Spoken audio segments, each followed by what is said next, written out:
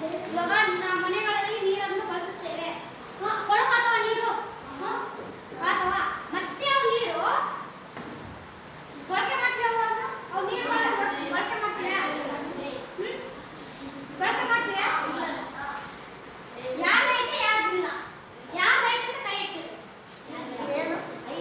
ನೀರನ್ನು ವೇಸ್ಟ್ ಆಯ್ತವ ಮತ್ತೆ ಬಳಕೆ ಮಾಡ್ತೀವಿ. ಇಲ್ಲ ಯಾರು ಐತೆ ಅಂತ ಕೈ ಎತ್ತಿರಿ.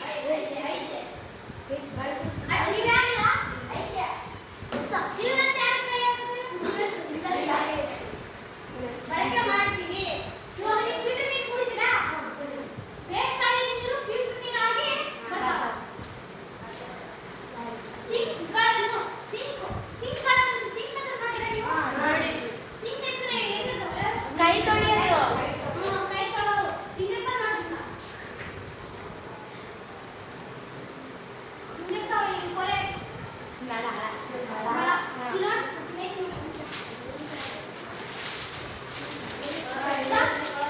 ಇದೆ ಸಿಂಕ್.